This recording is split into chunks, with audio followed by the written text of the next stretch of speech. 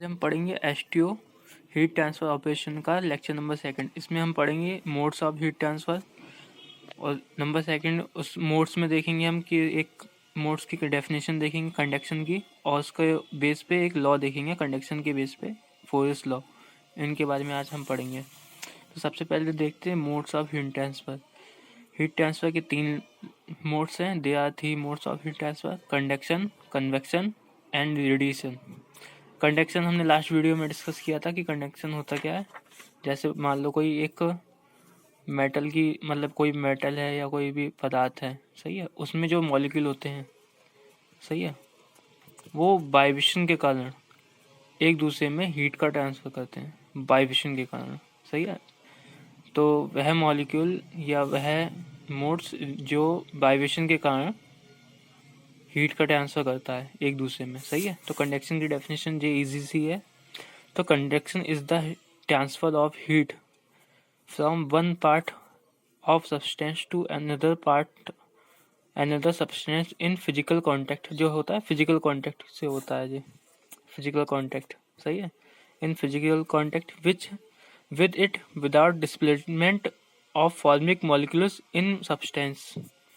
मतलब इस लाइन का विद और विदाउट डिस्प्लेसमेंट, मतलब जो मॉलिक्यूल कहीं जाएगा नहीं, यहीं पे वाइब्रेशन होता रहेगा और हीट का ट्रांसफर आगे करता रहेगा।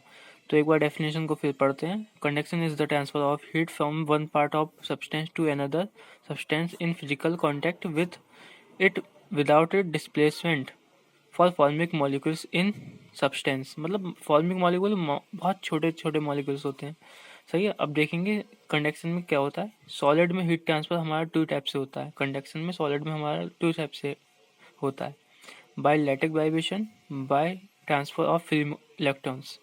लैटिक वाइब्रेशन के कारण होगा या जो फ्री इलेक्ट्रॉन्स होते हैं उनके कारण होगा। और गैस में, लिक्विड और गैस में हीट का ट्रांसफर 2 यूज होते हैं, एक कोलोजन ऑफ मॉलिक्यूल्स, एक डिफ्यूजन ऑफ हीट। लिक्विड में जो हीट का ट्रांसफर होता है, ये डिफ्यूजन हम मास ट्रांसफर में एमटीयू में हम पढ़ेंगे डिफ्यूजन क्या होता है, और कोलोजन भी उसमें आता है। कोलोजन मतलब गैस के मॉलिक्यूल्स आपस में टकराते हैं, उसको कोलोजन कहते हैं। तो कंडक्शन का अगर डेफिनेशन आए तो हम यहाँ से लेके यहाँ तक लिख देंगे कि conduction is the transfer of heat from one part two another part. फिर बताएंगे कि सॉलिड में हमारा 2 प्रकार से होता है, बाय लैटिक वाइब्रेशन और bye transfer of free electrons. ये अगर एग्जाम में पूछे वाइवा में, सही है, तो हम जवाब दे सकते हैं कि सॉलिड में कन्वेक्शन 2 टाइप से होता है, by lattice vibration, by transfer of free electrons. Electrons कह लो या मॉलिक्यूल्स, सही है। अब हम पढ़ते हैं इसके बेस पे एक लॉ। हमारे 3 यूनिट हैं, कंडक्शन, कन्वेक्शन और रेडिएशन। इन्हीं की बेस पे 3 यूनिट है। कंडक्शन के अंदर ये आएगा फोरियर्स लॉ, जो हमारी पहली यूनिट है। ये पहली यूनिट स्टार्ट हो चुकी है। अब जाता है फोरियर्स लॉ। फोरियर्स लॉ क्या होता है, फोरियर्स लॉ को हम समझेंगे। देखिए क्यू हमारा यहाँ पे, देखिए heat flux, Q heat flux directly proportional to consent वो टेम्परेचर ग्रेडियंट। टेम्परेचर ग्रेडियंट को क्या कहेंगे, dt/dx, सही है। तो यही हमारा लॉ कह रहा है, heat flux directly proportional to temperature gradient. Q है हमारा heat flux, directly proportional to temperature gradient, dt/dx, सही है। इसमें देखते हैं, तो क्यू को हम लिख सकते हैं क्यू बाई ए। क्यू को हम लिख सकते हैं कैपिटल क्यू बाई ए, सही है। dt/dx, dt क्या है, टेम्परेचर डिफरेंस। dt हमारा टेम्परेचर डिफरेंस अभी बताऊंगा। तो q को हम लिखेंगे q/a dt/dx। जब ये प्रोपोर्शनल का साइन हटता है तो एक कांस्टेंट आता है k। मैं यहाँ पे करके दिखा देता हूँ आपको। तो इसमें हम कह रहा है कि heat flux directly proportional to temperature gradient. जो इसकी डेफिनेशन है, इस फॉर्मेट से आपको याद हो गई होगी। q होता है q/a, सही है। अब जब प्रोपोर्शनल का साइन हटेगा तो एक माइनस का कांस्टेंट आएगा, सही है, और dt/dx। अब क्या करेंगे, Q ऐसे ही रहेगा, A इधर पहुंच जाएगा, तो -KA/dt/dx। ये हो गया हमारा फोरियर्स लॉ का फॉर्मूला।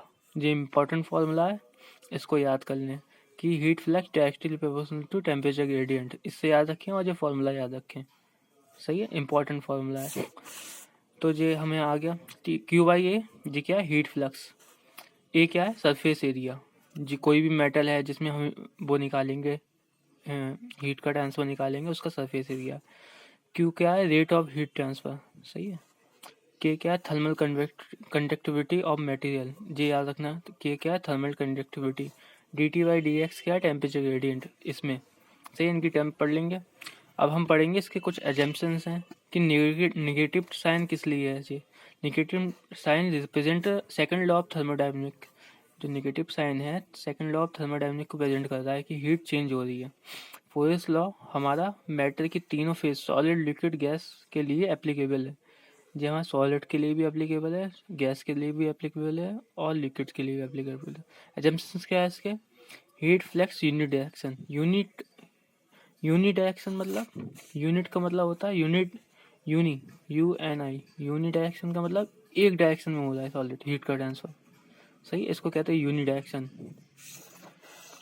और सेकंड डायरेक्शन हमारा कि स्टडी स्टेट कंडक्शन, मतलब स्टडी स्टेट में हो रहा है, चेंज नहीं हो रहा, अनस्टडी स्टेट में नहीं। सही है। और इस स्पॉन्टेनियस स्वतः हो रहा है।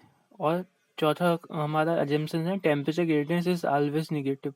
ये चार एजम्पशन है हमारे, heat flux, unit direction, steady state conduction, spontaneous मतलब स्वतः कंडक्शन हो रहा है, और टेम्परेचर ग्रेडियंट। मतलब अगर आए तुम्हारे पास हीट फ्लक्स क्या होता है, वो फोर्स लॉ के बारे में आए तो पहले उसकी डेफिनेशन लिखेंगे। According to force law heat flux directly proportional to temperature gradient.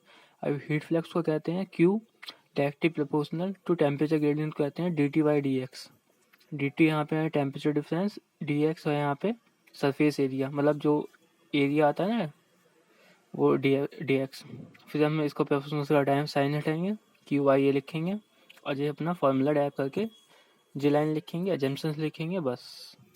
इस वीडियो में हमने पढ़ा कंडक्शन क्या होता है। इससे पहले हमने पढ़ा था कि हीट ट्रांसफर और थर्मोडायनेमिक की डेफिनेशन देखी थी और मैं डिफरेंस देखा था। इनको भी अच्छे से पेपर कर लेना और इसको भी अच्छे से पेपर कर लेना।